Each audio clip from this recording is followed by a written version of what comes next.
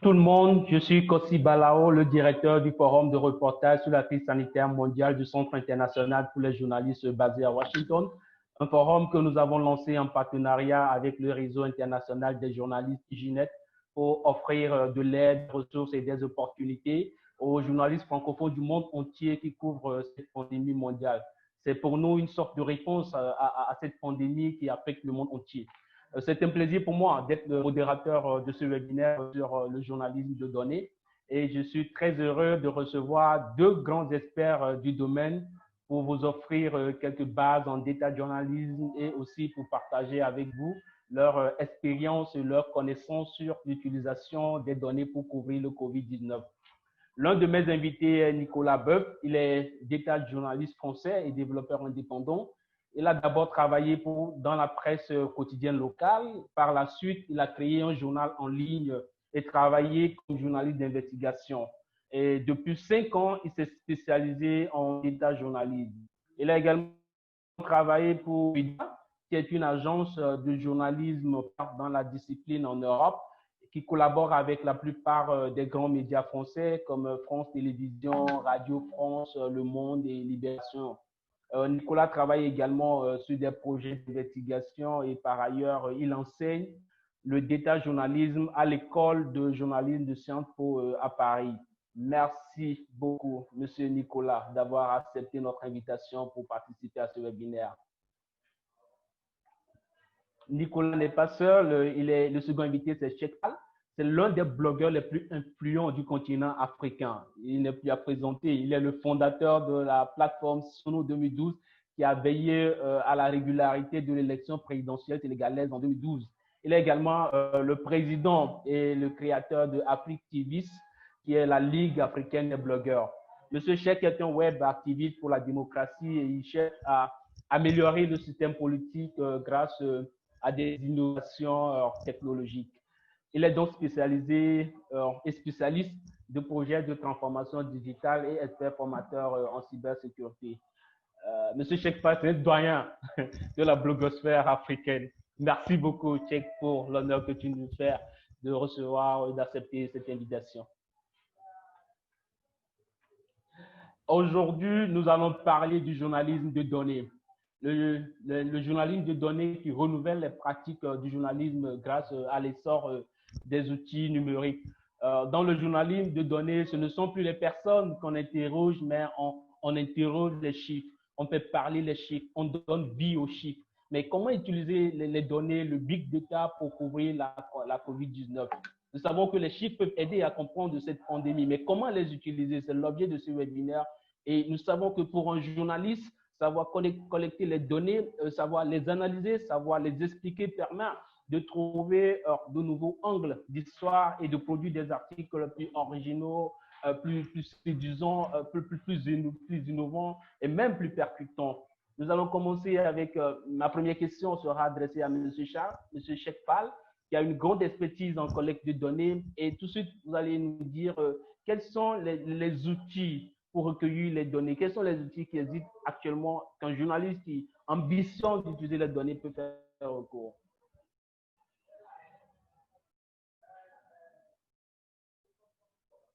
Merci beaucoup, Kossi. Merci à tout le monde et puis très content et heureux d'être avec vous aujourd'hui pour cette session de partage et d'échange avec le réseau. Je suis très, très content moi aussi d'être là. La première question m'interpelle et je pense que devrait interpeller l'ensemble des journalistes africains. Je vais beaucoup plus m'accentuer sur les journalistes africains, sachant que le problème, il est plus ou moins local. Et pour y répondre, ça va être très simple. Aujourd'hui, je commence par des hypothèses. On est dans un monde où, quand quelque chose se passe à Ouagadougou, si ce n'est pas tweeté, elle n'a pas eu lieu. Quand quelque chose se passe chez moi, une injustice par exemple, un taximan qui frappe un client, si la scène n'est pas filmée, elle ne va pas forcément exister. Et on est dans un monde où le taux d'audience ne se mesure plus par rapport à ce qu'on appelle les audimat ou les appareils de mesure classiques. Ce n'est plus le temps d'audience de la télé ni de la radio quand une émission passe. C'est plus le nombre de vues sur YouTube. C'est plus le nombre de clics sur un article. C'est plus le nombre de partages ou le nombre de réactions et de commentaires sur des articles. Et on est dans ce monde où l'infobésité domine en quelque sorte par rapport à tout ce qu'on pourrait appeler production de contenu dans la société de l'information. On est dedans et on s'y est pas forcément préparé. On a été en quelque sorte imposé d'exister dans ce monde. Et ça, on a comme l'impression que c'est plus la société civile, c'est-à-dire les utilisateurs classiques d'Internet, que ce soit les acteurs de l'information, de la société civile que nous appelons les journalistes citoyens ou bien les blogueurs. C'est plus ces personnes-là qui sont les mieux outillées, les plus formées par rapport à ce nouveau monde de collecte, de diffusion et d'accès à l'information. Et donc, quand la question se pose, alors qu'on est avec des journalistes, il faut se poser la question à savoir comment les journalistes comprennent ce changement de paradigme qui pourrait les pousser à utiliser d'autres outils, à intégrer de nouvelles technologies, à intégrer de nouveaux profils et à accepter en même temps d'avoir ne serait-ce qu'une mise à jour par rapport à leur formation, à leur profil et à leur expérience professionnelle. Et donc, pour y répondre, les outils, il en existe énormément. Mais dans ce monde que je viens de décrire, ce n'est pas forcément les outils qui font la réponse. C'est une association de plusieurs facteurs. Et je sais qu'on va y revenir, mais c'est la connaissance et la compréhension de l'écosystème, de l'environnement où on évolue, et la progression des techniques d'information. Mais quand on dit technique d'information, c'est technique de collecte, technique d'accès, technique de production de l'information et ensuite technique de diffusion. Pourquoi tout cela a changé? Parce que les modes de consommation de l'information ont aussi évolué. Et le métier du journalisme n'est rien d'autre qu'une réponse à une question. Et la question, c'est une demande d'accès à l'information posée par les auditeurs, les téléspectateurs, les lecteurs et ensuite les internautes. Donc, je ne vais pas forcément m'appesantir sur les outils. On peut y revenir à la fin de la session, mais il serait très important de commencer par une entrée en matière qui nous permet de comprendre exactement ce qui a changé et ce qui pourrait amener à parler de ces outils-là et à parler de ces changements de paradigme. Justement. Merci beaucoup, Monsieur Charles. Monsieur Nicolas, dites-nous, comment définissez-vous le journalisme de données? Alors, je pense que vous avez dit deux choses très justes dans votre introduction, c'est-à-dire que effectivement, c'est du journalisme. Et au lieu d'aller interroger des personnes, on va interroger des données. C'est-à-dire qu'on fait exactement notre métier, d'aller croiser des sources, essayer de produire de l'information à partir d'une série d'interrogations. Sauf qu'au lieu d'aller sur le terrain pour voir de nos propres yeux ou de réaliser des interviews, effectivement, on va essayer de trouver des données qui nous permettent de parler de notre sujet. C'est juste, enfin, voilà, on déplace notre source d'information et effectivement, comme dit Tchèque, ça fait appel à d'autres techniques, mais qui sont fondamentalement basées par les principes du journalisme normal, à savoir vérifier ses sources, croiser ses informations, etc., etc. Tout ce qu'on connaît. Je sais qu'on parle essentiellement à des journalistes, donc je ne vais pas trop m'appesantir là-dessus. Et l'autre chose très juste que vous avez dit, c'est que ça permet de trouver d'autres angles, en fait. C'est avoir un autre regard sur un sujet. Et moi, je crois fondamentalement que les deux approches sont importantes d'avoir en parallèle pour avoir la photographie entière d'une situation, d'une question, d'un sujet. C'est-à-dire, il faut aller sur le terrain, il faut continuer d'interviewer, que ce soit des témoins, des experts, des gens qui sont capables de raconter, faire du sens, que ce soit sur un événement comme une pandémie mondiale ou sur des sujets plus normaux, on va dire.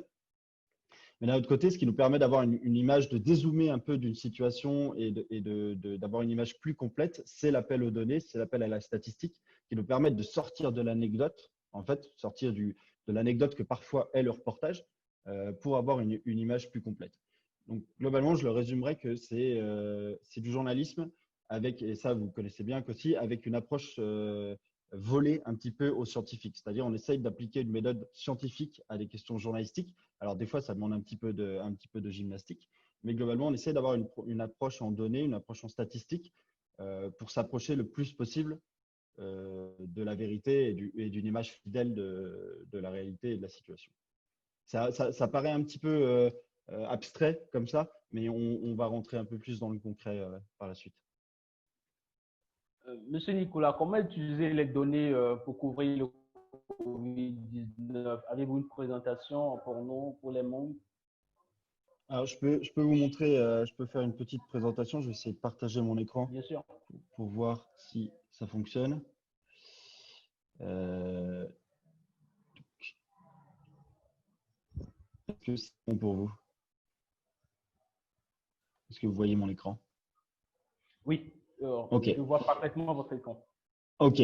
Alors, j'ai choisi cette image d'introduction parce que, évidemment, avec l'épidémie de Covid-19, on a eu encore plus de problèmes d'accès au terrain à cause des restrictions de déplacement. Et c'est un sujet éminemment complexe à traiter par le terrain. Donc, on a vu tout un tas de confrères aller dans les hôpitaux, aller voir des gens qui étaient touchés des foyers épidémiques de Covid-19, qu'on fait ce travail dont on parlait il y a quelques instants de reportage sur le terrain.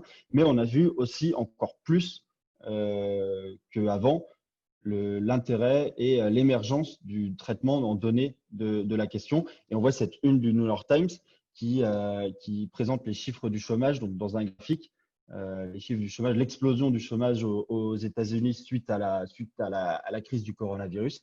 Et on voit là tout le potentiel dont vous parliez aussi de rendre l'information frappante, impactante, là en mettant ce graphique et cette énorme barre d'augmentation du nombre de demandeurs d'emploi aux États-Unis. Ça permet tout de suite de faire passer d'une manière autrement impactante que du reportage une information. Alors, les questions de santé, les questions épidémiques, elles sont vraiment, vraiment historiquement liées au data journalisme. Une des premières utilisations répertoriées des données pour faire de l'information, elles étaient liées déjà à une épidémie. C'est la carte que vous voyez sur mon écran, qui a été créée par un médecin anglais qui s'appelait John Snow en Angleterre.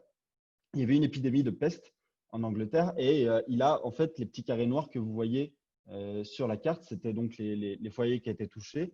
Et en les plaçant sur une carte, on a plein de gens qui sont malades et on ne sait pas trop d'où ça vient. En les plaçant sur une carte, on s'est rendu compte qu'ils étaient tous concentrés là, au milieu de la carte autour d'une source, d'une pompe à eau en fait. Et ça a permis d'isoler la pompe à eau qui était responsable de la transmission de la peste à Londres. Donc c'est une des premières fois où quelqu'un a eu l'idée de prendre des données et de les mettre sur une carte. Et c'était déjà sur un sujet de santé, sur un sujet d'épidémie. Donc, ce n'est pas complètement illogique qu'on se retrouve aujourd'hui à traiter l'épidémie du Covid-19 à l'aide de données. Donc, rapidement, juste pour rendre les choses un peu plus concrètes, je vais passer très vite, comment on fabrique un projet de data journalisme? Notre matière première, ce dont on a vraiment besoin pour faire de la formation, c'est ce qu'on appelle des données structurées, d'accord? Donc, c'est des données qui sont placés dans un système généralement tabulaire où on va faire correspondre des chiffres avec des axes en fait. Et c'est ça qui va nous permettre de passer de chiffres qui sont abstraits à faire quelque chose qui ait du sens. Donc, quelle que soit la manière dont on s'y prenne, il faut que notre dernière transformation, avant de passer à la visualisation de ce jeu de données, ça soit des données structurées dans un tableur ou dans d'autres systèmes. Structuré, donc ça peut provenir de l'open data, ça peut provenir de rapports d'entreprise, ça peut être des études. Évidemment, on l'a vu avec le contexte du Covid-19, des documents scientifiques, d'accord, où il y a production de données scientifiques. Et nous, on se saisit de ça et on va essayer de produire de l'information journalistique avec ça. On peut aussi avoir des données, ce qu'on appelle des données hétérogènes, donc qui ne sont pas déjà mises en relation les unes avec les autres. Ça peut être des données qu'on va collecter directement sur le terrain. On va aller frapper porte comme le médecin John Snow, aller voir qui sont les gens qui sont malades de la peste à Londres. Et ensuite, hop, faire rentrer ça dans un tableau. Au départ, on a juste des gens et on transforme ça en données. Ou alors, ça peut être des leaks de données comme les Panama Papers, c'est-à-dire une somme énorme de fichiers informatiques, des mails, des photos, des PDF, peu importe, tout un tas de fichiers informatiques. On va devoir faire l'effort de réunir dans un tableau structuré pour pouvoir ensuite travailler sur ces données-là. Évidemment, notre travail, c'est de vérifier notre source. Dans le cas du data journalisme, ce sont des bases de données, nos sources. Et donc, on va se poser une série de questions à chaque fois. C'est comme quand on va rencontrer un expert avant de l'interviewer, avant de le faire parler.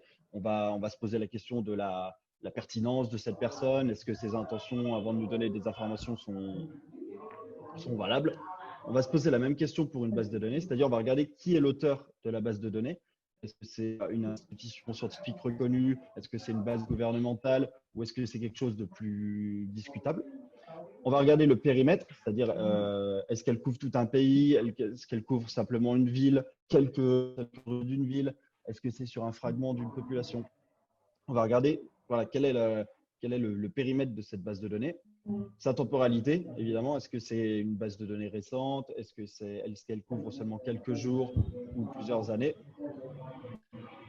Et enfin, on va essayer de se trouver quelle est la méthodologie, comment cette base de données a été créée pour s'assurer que les informations soient valables. Une fois qu'on a identifié ces 4 questions-là et qu'on a trouvé des réponses favorables, on peut utiliser cette base de données pour essayer de produire de l'information.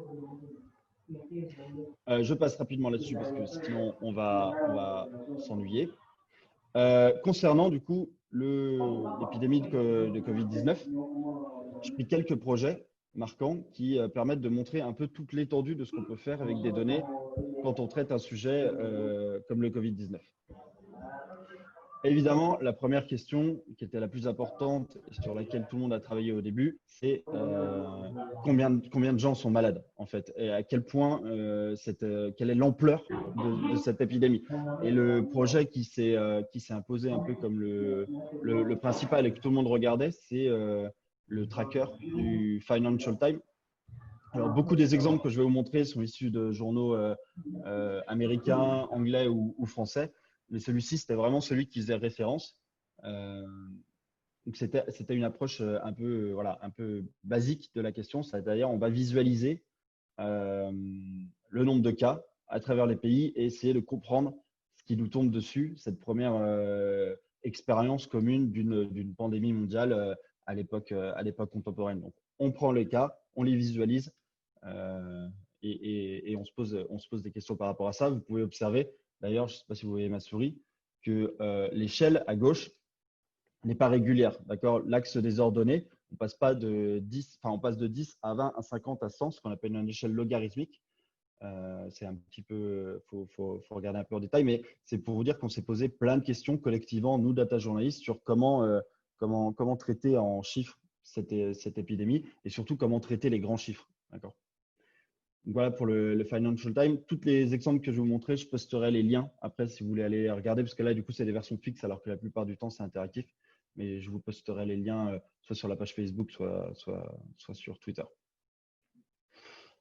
Donc ça, c'est une vision vraiment pays par pays. Après, il a fallu essayer de comprendre comment l'épidémie se déplaçait à travers le monde. Ça, c'est un exemple c'est un graphique que le journal Libération à Paris a réalisé. Où à travers le temps, une fois qu'on a pu avoir un peu de recul, une fois qu'on était sorti des premiers mois et vraiment du choc du début de la pandémie, comment ça s'était déplacé dans le monde. Et on voit le gros pic européen, particulièrement en France et en Italie, et ensuite l'émergence de l'Amérique du Nord et des États-Unis, ce qui nous donne une photographie à la fois à l'instant présent, en l'occurrence ce graphique qui a été fait en juillet, et de l'évolution du Covid-19. Là, on est toujours sur un nombre de cas, mais on peut faire des choses un peu différentes. Cette data visualisation-là, il n'y a pas de vraies données dedans, d'accord? C'est de la simulation mathématique et c'est un article que le Washington Post a fait très rapidement au début de la pandémie et qui est devenu l'article le plus lu de l'histoire du Washington Post sur leur site. C'est juste, c'était une simulation avec des petits points, les petits points représentant des gens, donc soit malades, soit qui ont été soignés, soit qui n'ont pas été encore touchés par la maladie, et on pouvait simuler l'impact des mesures de distanciation sociale. Donc un format hyper pédagogique. Il n'y avait pas de vraies données de nombre de malades, c'était de la simulation mathématique, mais ça marchait très très bien pour comprendre l'impact de la distanciation sociale et comment une maladie se transmet de personne à personne.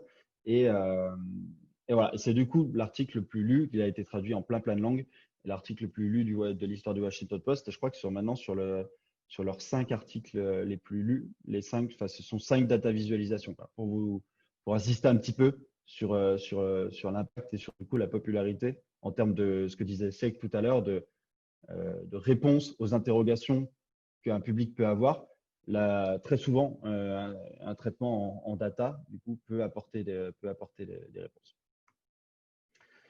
Ce que permet aussi une approche en data d'un sujet très global comme le coronavirus, c'est d'essayer de s'approcher de notre lecteur au plus près possible. Là, c'est une visualisation du New York Times qui place sur 2 axes les risques qu'on a d'attraper la maladie en fonction du métier qu'on exerce.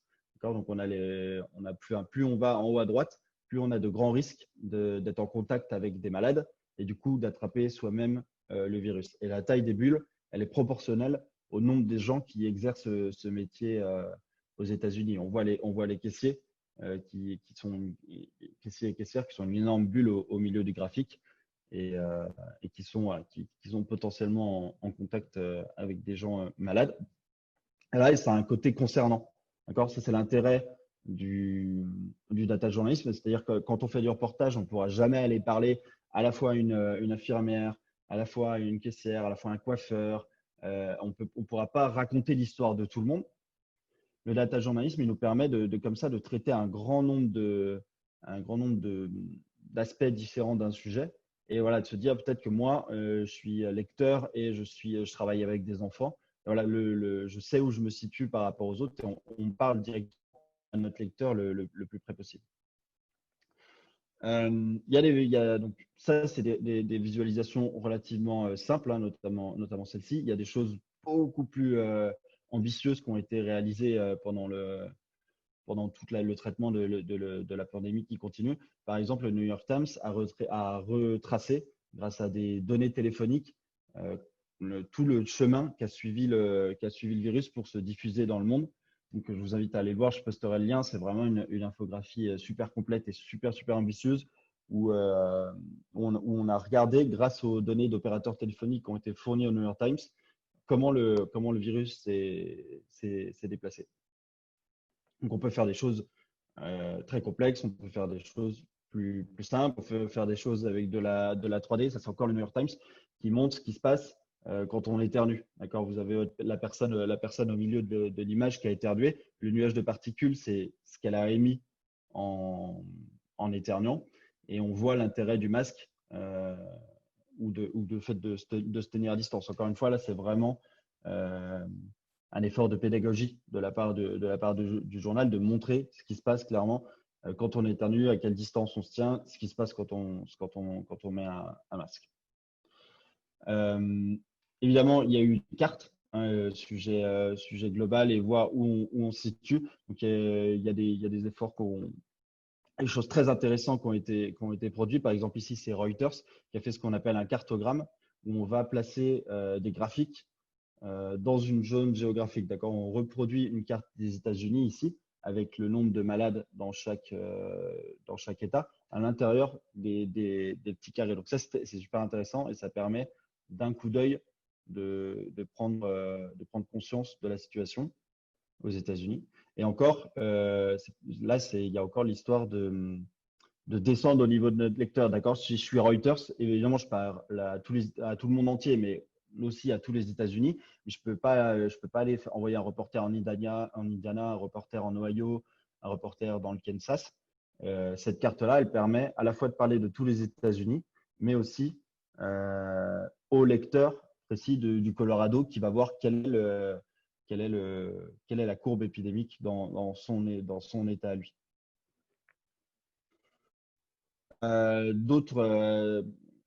Voilà, ce que je veux dire, c'est qu'il n'y a pas que le nombre de malades qui permet de raconter cette épidémie. Des fois, on utilise ce qu'on appelle dans le jargon des variables proxy. C'est-à-dire quand on ne peut pas mesurer le nombre de malades, par exemple dans une ville comme Manille, admettons, on n'a pas les données, comment on va voir l'impact d'une pandémie dans une ville? Ici, Reuters, ils ont regardé les bouchons.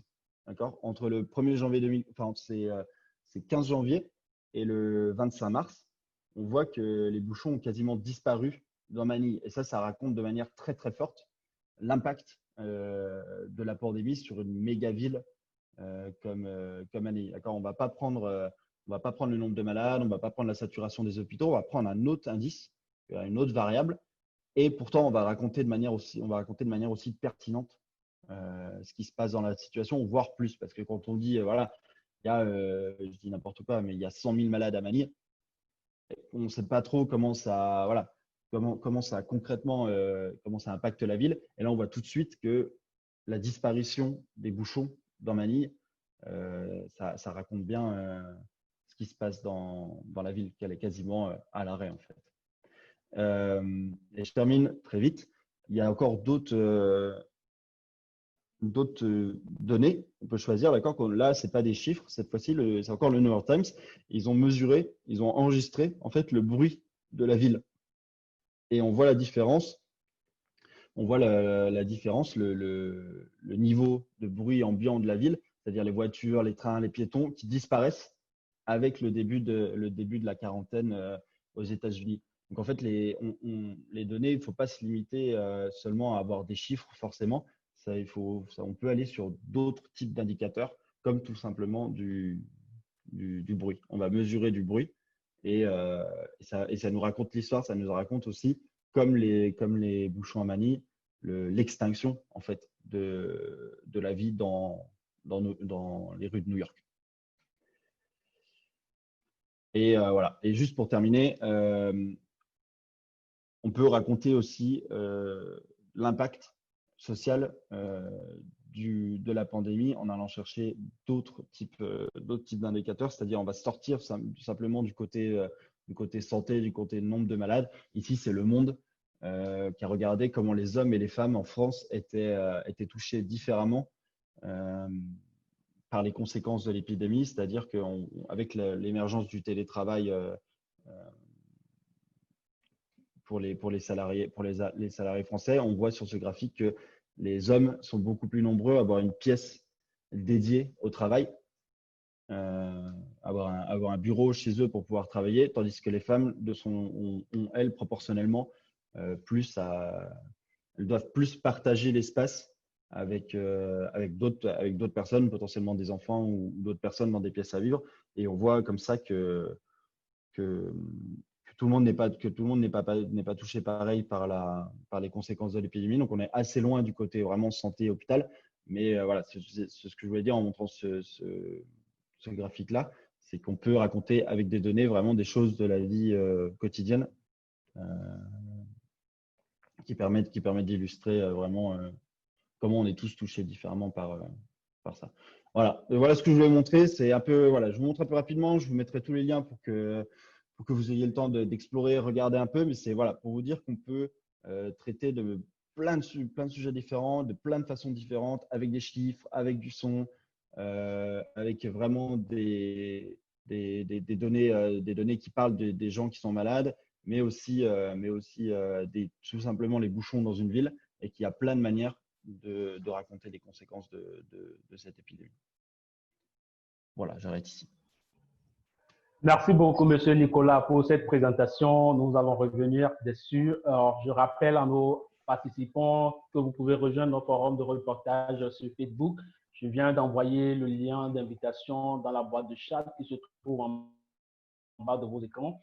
Et je rappelle aussi que ce webinaire dure 1 heure. Les 40 premières minutes sont consacrées aux présentations et aux questions que moi je pose aux participants ou aux panélistes. Et les 20 dernières minutes seront consacrées aux questions. Donc, si vous avez des questions, posez-les dans la boîte de chat. Ou si vous nous suivez sur Facebook, mettez vos questions en bas de la vidéo en live.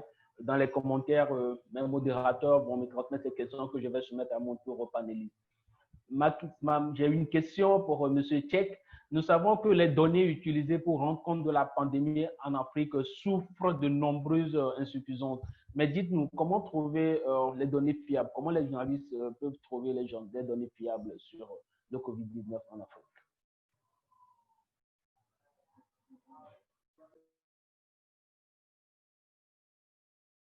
Merci beaucoup, Kosi. Alors, pour répondre à la question, je vais montrer moi aussi quelques captures pour expliquer la nécessité d'avoir des données fiables et ensuite vous faire une liste de choses à savoir pour les journalistes et puis donner les 5 commandements pour les journalistes africains par rapport au journalisme des données.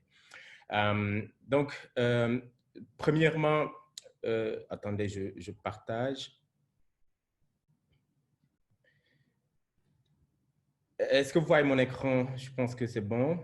Oui, c'est bon, c'est tout bon. Voilà. Je fais un travail de documentation par rapport à la situation, à la pandémie depuis le départ. C'est un document qui pourrait peut-être être un livre à la fin. Je n'arrête pas d'écrire. Mais la question que vous m'avez posée, elle est traitée à ce niveau. Si vous voyez ce tableau, je vais zoomer un peu pour permettre aux personnes qui nous suivent de pouvoir bien voir. Voilà, si vous voyez ce tableau, ça vous fait penser à plus ou moins un tableau des tendances boursières. Hein? De loin, si vous regardez et que si vous ne lisez pas, vous pensez que vous êtes à la bourse et que ça parle de l'économie et que si vous n'êtes pas un expert en bourse, un expert boursier, que cela ne devrait pas vous intéresser. Mais si on y prête beaucoup plus attention, on est devant un tableau macabre qui décrit plus ou moins les conséquences d'une pandémie qui est en train de ravager en quelque sorte le monde. Et ça interpelle. Est-ce que nous, en tant qu'acteurs des médias, journalistes en Afrique, que ce soit de la presse écrite, de la presse classique, est-ce qu'on est outillé pour comprendre et interpréter ce type de présentation, ce type d'information? Alors que ça, c'est la source, en quelque sorte, qui permet à un journaliste de pouvoir faire le récit qui va accompagner les informations. Et Nicolas a donné des exemples tout à l'heure avec les journalistes américains, anglais et européens. Et je vais revenir là-dessus sur la différence entre ces deux mondes. Et plus bas, on a un autre tableau. Celui-ci, il est en live sur YouTube. C'est un tableau qui est diffusé en temps réel sur YouTube avec en fond une musique de film d'horreur. Il n'y a personne qui parle. On voit juste des chiffres qui montent et qui descendent. On voit des numéros. Et on a un tableau qui est alimenté en temps réel et qui est projeté via une interface, une plateforme de vidéo qui est censée faire peut-être de la musique ou bien du cinéma ou autre chose. Mais là, on est devant une façon de traiter de l'information et de faire du journalisme de données qui permet à n'importe quel utilisateur d'avoir accès à l'information. On va revenir sur la fiabilité. Hein. Je vais juste projeter quelques autres captures. Ce tableau est une data visualisation réalisée par l'Université de Virginia. C'est très terne, très neutre et de prime abord, si on n'est pas très à l'aise pour manipuler ce type d'interface, on est complètement largué et on risque de quitter. Et là, on perd énormément d'informations parce qu'on ne va pas forcément les exploiter. Ensuite, on a celui-ci qui nous vient plus de l'OMS, qui est plus ou moins assez élaboré avec énormément d'informations par pays et qui peut permettre de voir plus ou moins l'étendue et le niveau de progression de la pandémie. Pourquoi je montre ces captures? Pourquoi j'ai préféré en fait les partager? Parce que c'est cette nouvelle façon-là qui permet aujourd'hui de traiter très rapidement et de façon assez structurée toute cette masse d'informations. Et cette masse d'informations part des données. Et je voudrais vraiment préciser c'est quoi d'abord une donnée. Une donnée, c'est l'ensemble c'est un ensemble d'éléments bruts qui ne sont pas encore traités en tant qu'information. Donc, c'est ça une donnée. Ensuite, on a le mot information à l'intérieur et on a le verbe traiter. Ça, c'est le rôle et la responsabilité des journalistes, c'est-à-dire des experts de l'information. Avant de parler de la fiabilité, je voudrais interpeller ceux qui nous suivent, c'est-à-dire les journalistes. Est-ce qu'aujourd'hui, eux, ils pensent être en mesure de comprendre exactement ces nouvelles dynamiques qui leur permettent d'utiliser ces informations, ensuite de les traiter et en faire de l'information? Ça, c'est un. Deux, une fois qu'on a défini qu'est-ce que c'est qu'une donnée, il faut comprendre comment on extrait une donnée. Nicolas l'a montré tout à l'heure dans ses slides, il y a le scrapping. Il a montré un fichier Excel. Il est très technique, il ne peut pas rentrer dans les détails. Mais moi qui côtoie très souvent les journalistes, je vais essayer de leur parler un langage assez simple pour leur permettre de comprendre. Parce que si on n'est pas informaticien, quand on est devant un fichier Excel, très rapidement, on a des migraines. Ça, c'est tout le monde. Même les informaticiens, au départ, ils ne sont pas à l'aise devant un fichier Excel. Alors que quand on parle de données, en ce moment, c'est de partir de chiffres, énormément de chiffres, et de les avoir via un tableur et ensuite de pouvoir les traiter. Il faut faire très attention. Pour ceux qui nous suivent et qui ont la possibilité de manipuler l'outil informatique et qui sont à l'aise avec l'outil informatique, je les invite à pousser plus loin leur capacitation pour aller vers ces nouveaux profils. Mais si vous pensez que l'informatique va vous empêcher va vous faire perdre énormément de temps et va vous forcément poser énormément de lacunes, essayez de trouver des personnes compétentes qui ont ces expertises-là et travailler avec ces personnes-là. Et donc, dans les communautés des blogueurs en Afrique, au Burkina Faso, au Bénin, au Sénégal, un peu partout, on a des experts qui sont dans des communautés de logiciels libres, open source, et qui sont là et qui voudraient très facilement collaborer avec des journalistes et de façon gratuite et par le bénévolat. Mais je vais vous montrer quelques outils qui permettent d'extraire et de faire du scrapping. Très rapidement aussi pour ceux qui nous suivent et qui ont des notions là-dessus. Ce tableau que je vous montre, c'est fait par un jeune Sénégalais. Il fait partie de mon organisation Affectiviste. Dès le départ, il a récupéré l'ensemble des données et il les interprète directement pour ensuite les diffuser via une plateforme. Et pour faire un peu le même travail que lui, qui est souvent utilisé par les journalistes, on peut utiliser cette plateforme qui s'appelle Data Wrapper. Vous le voyez bien au niveau de l'adresse, Nicolas connaît aussi. C'est des exemples, hein, ce n'est pas forcément les seuls, mais ça facilite. Donc, l'accès à la plateforme, elle est facile, elle est gratuite. Et une fois que vous avez votre compte, vous avez votre dashboard. Et avec un fichier Excel, vous avez la possibilité de faire un traitement et de les exporter ici et d'en faire une visualisation de données. C'est le troisième point. Donc, ici, c'est un exemple qui permet de voir l'ensemble des présidents par pays depuis leur indépendance. Ça, c'est un exemple parce que moi, j'ai fait un fichier Excel où j'ai mis l'ensemble des présidents en Afrique, en quelque sorte, au sud du Sahara depuis les indépendances. Et ensuite, j'ai voulu montrer par une carte comment interpréter ces informations-là. Si je vous ouvre la source, vous allez voir que tout part d'un fichier Excel. Attendez, je vais vous montrer. Tout part d'un fichier Excel que j'ai exporté au niveau de Data Wrapper et qui a permis voilà, c'est ça le fichier, avec le nom des pays et le nombre de présidents par pays. C'est aussi simple, hein? Ça, c'est très, très, très simple.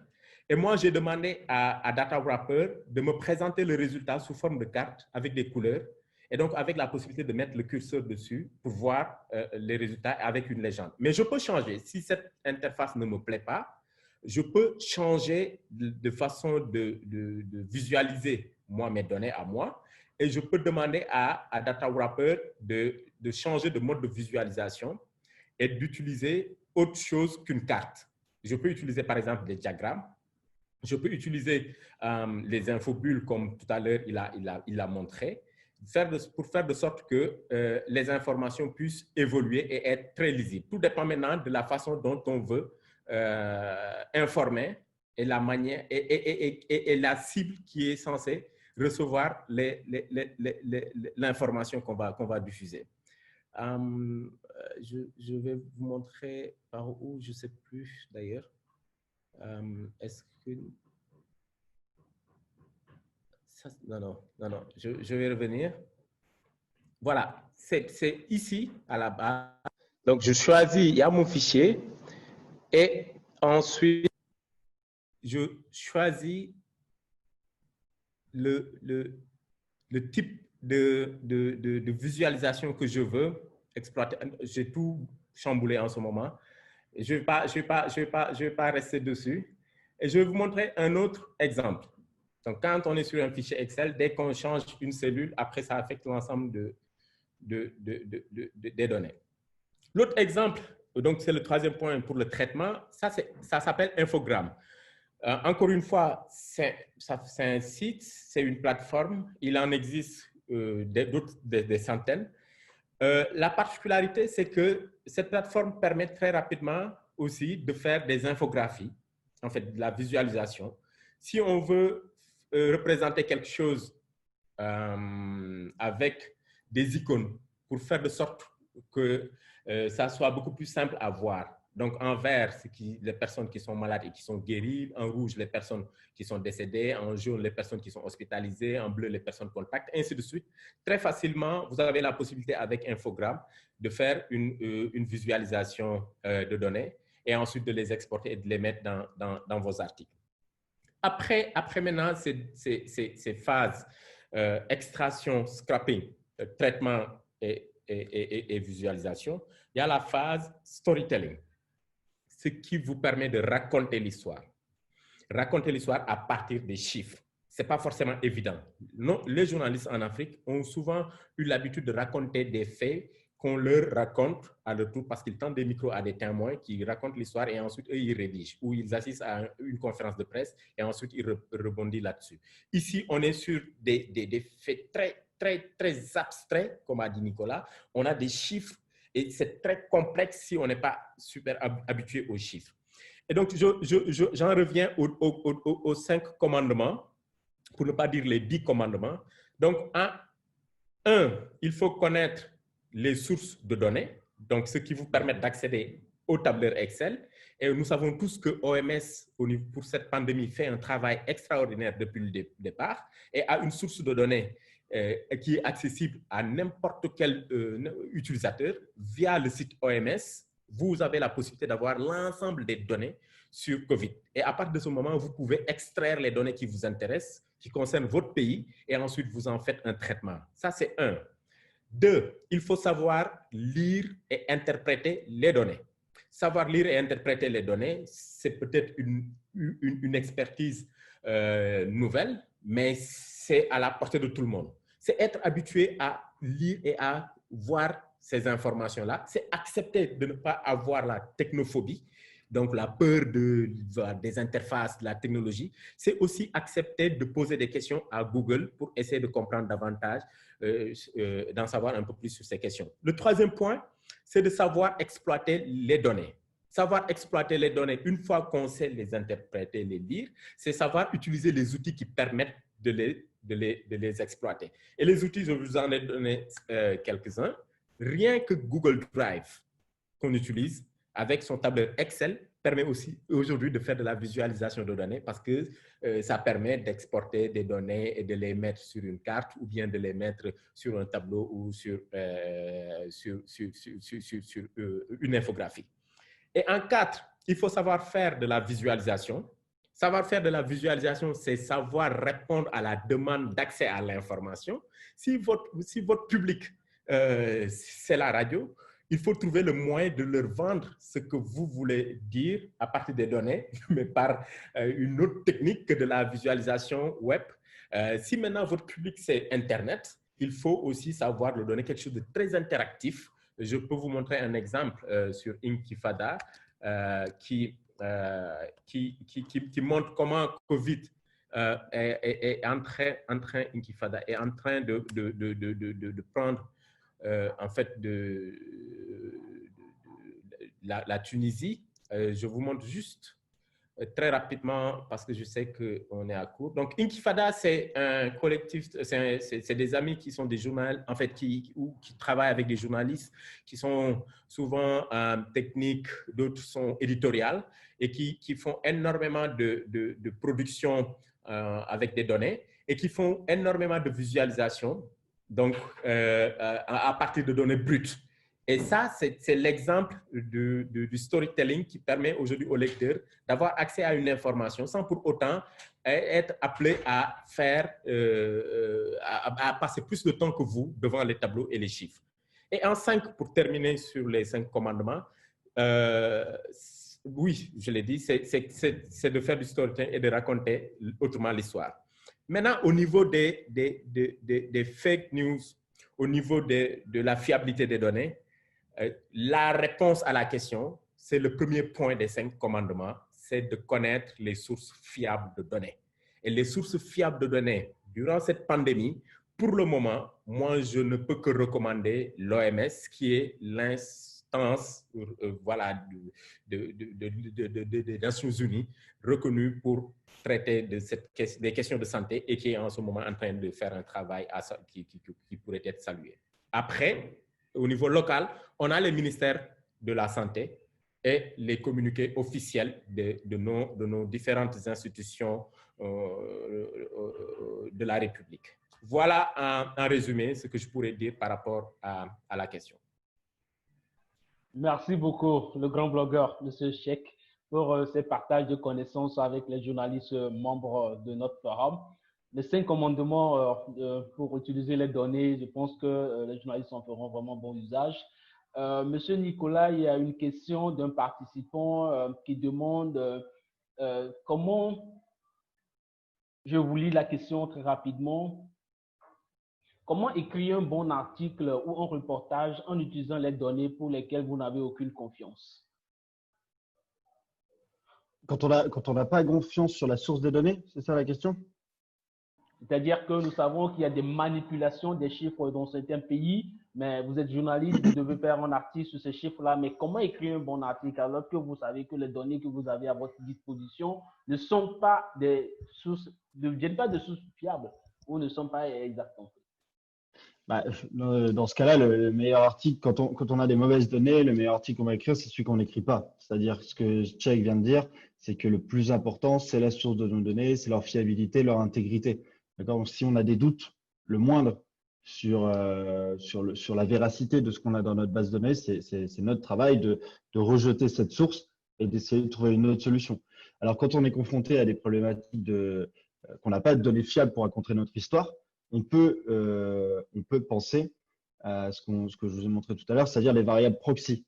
Des fois, on ne peut pas raconter l'histoire du nombre de malades dans tel pays parce qu'il n'y a pas une production de données qui est suffisamment solide pour qu'on soit sûr de raconter la bonne histoire.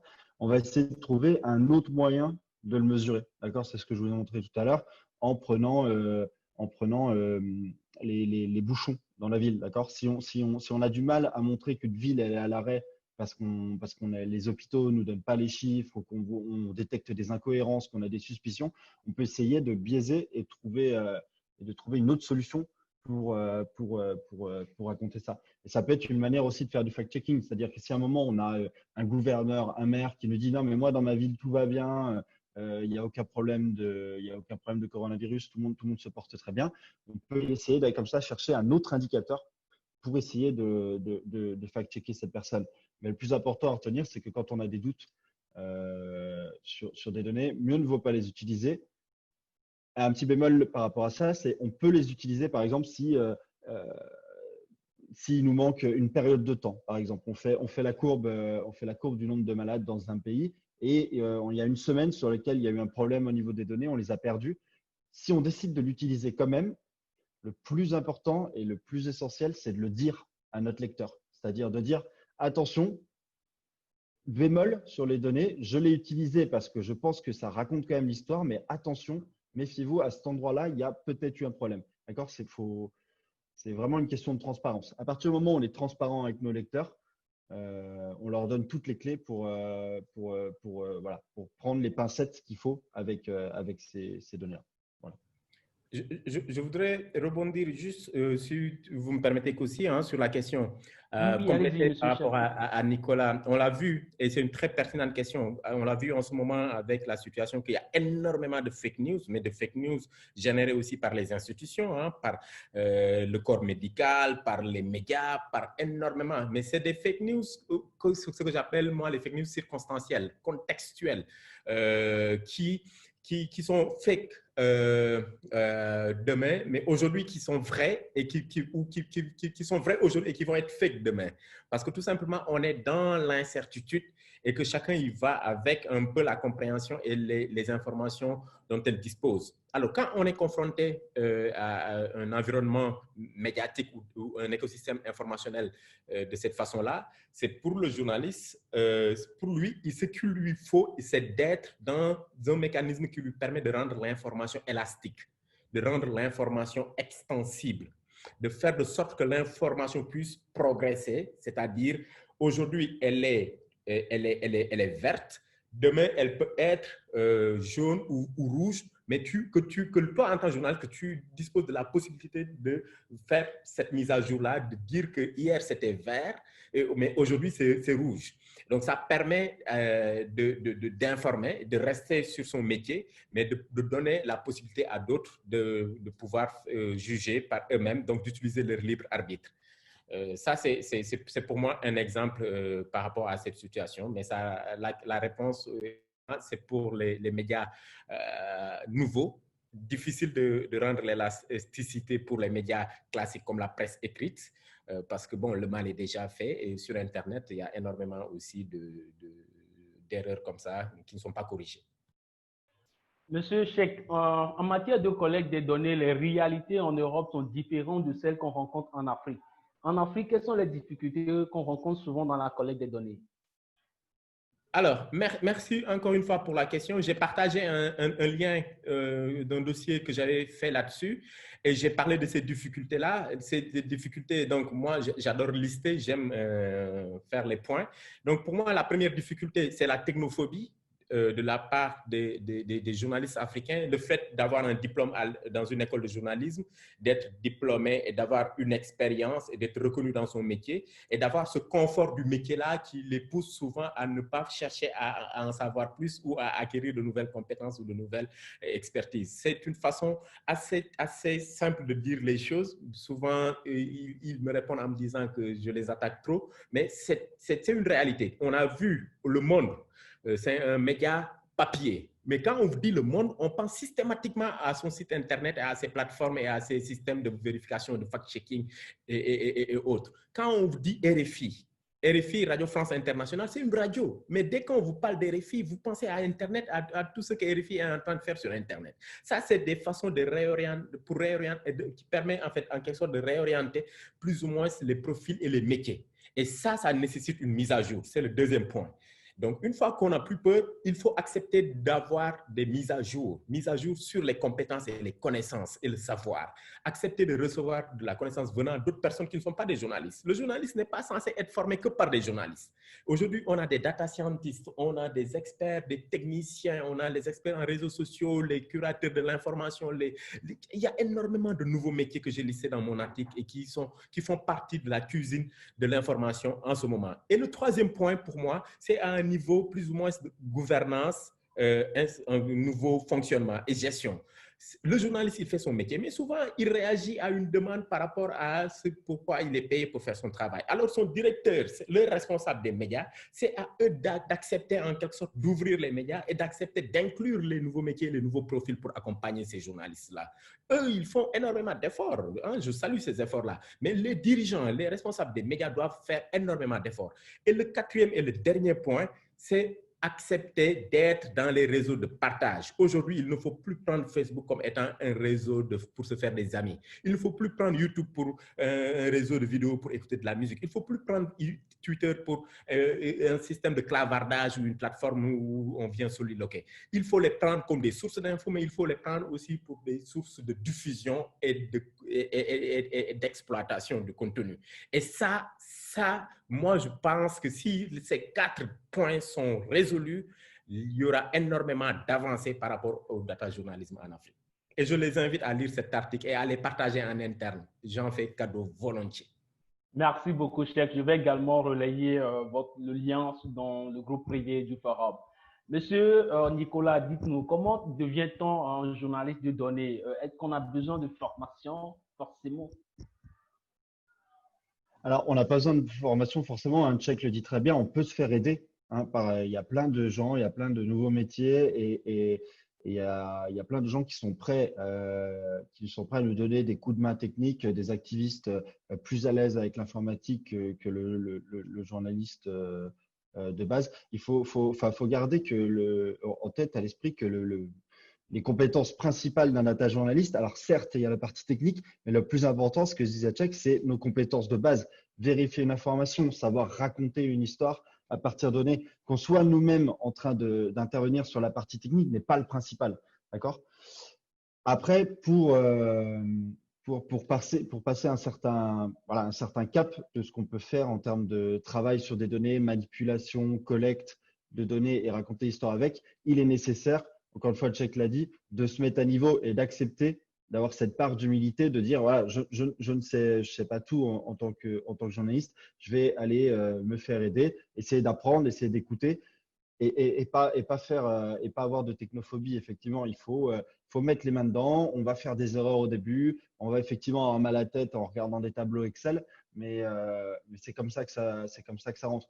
Il n'y a pas de honte à avoir des difficultés techniques. On est des gens qui ont des formations plutôt littéraires au départ. On n'est pas des scientifiques, on n'est pas des mathématiciens, on n'est pas des développeurs. Donc, c'est normal. Ce qu'il faut, c'est être ferme sur nos principes, notre éthique journalistique, l'appliquer aux données et après progresser petit à petit comme ça au contact d'autres personnes, en s'aidant d'Internet. Que ce soit en France ou dans la francophonie en général, il y a une communauté de data journalistes qui est très active, qui est très prête à partager conseils, outils qui sont vraiment pas durs à trouver. Donc voilà, moi je dirais qu'il faut mettre les mains dedans et ça va rentrer. Mais comment êtes-vous arrivé, vous, à devenir journaliste d'État?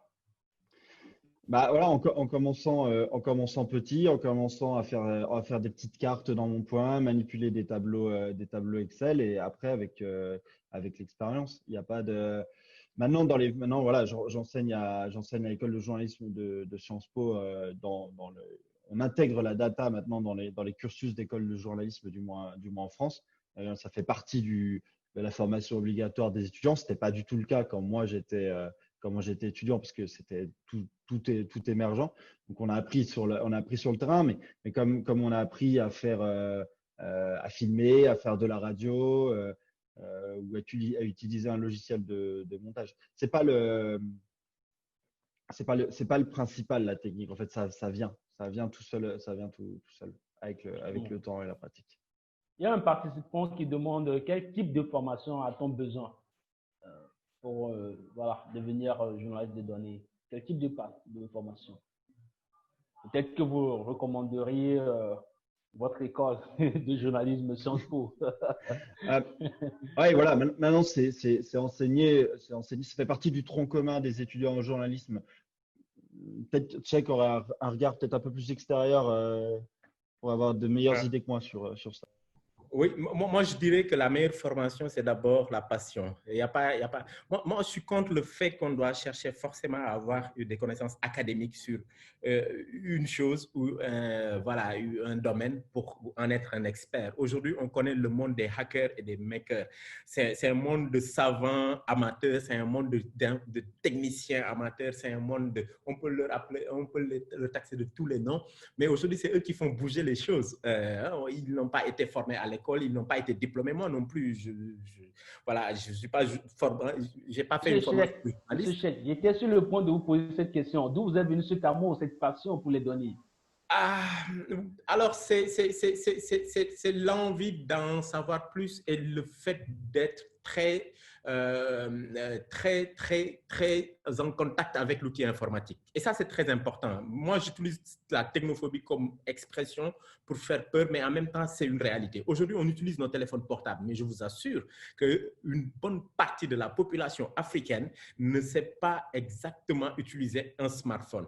Ils ne se contentent que de l'utilisation basique et ne cherchent même pas à aller lire les paramètres pour voir s'il peut lui-même configurer l'accès à la sécurité, ainsi de suite, ainsi de suite. Et c'est ce que moi j'appelle la technophobie. Ils n'ont pas besoin d'être formés pour faire quelque chose. Ils ont juste besoin de lire. Aujourd'hui, on est dans un monde de savoir. On est dans l'économie du savoir. On n'est plus dans un monde où c'est les cursus universitaires qui forment. Non, non. C'est le fait d'avoir envie de connaître quelque chose qui peut permettre de savoir. Donc, c'est le partage. Je sais, au moment où je sais, à partir de ce moment-là, les autres sauront parce que j'aurai envie de partager ce que je sais pour informer le monde, le reste du monde. Donc, je sais que je sais permet aux autres de savoir. Et ce monde-là n'est pas encore assimilé par les Africains. Nous, on est très timides entre nous. Et quand on sait quelque chose, on ne partage pas ou on la vend. Mais quand on veut savoir quelque chose aussi, on est très passif et attentiste. On attend que les autres viennent nous enseigner. Il faut aller taper data journalisme sur YouTube. Il faut aller taper journalisme d'investigation sur YouTube, journalisme de données sur YouTube. Vous allez retrouver des experts, mais les plus éminents que vous pourrez même rencontrer, vous n'allez même pas pouvoir rencontrer dans les universités et qui vont vous enseigner mieux que ceux qui nous ont enseigné ou ceux qui enseignent dans les universités. Parce que les compétences sont diverses et cette diversité d'informations et de connaissances aujourd'hui permet à tout le monde d'être au même niveau et même d'être plus avancé que d'autres. Ensuite, l'autre chose qui permet aujourd'hui d'avoir une bonne formation, c'est ce que moi j'appelle plus ou moins c'est la flexibilité. On est journaliste, on a un métier, mais le métier a évolué. Il faut accepter en tant que journaliste, en tant que profil, de faire évoluer aussi son profil. Et ça, c'est une question personnelle.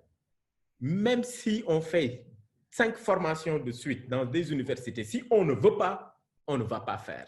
Il faut vouloir pour y arriver.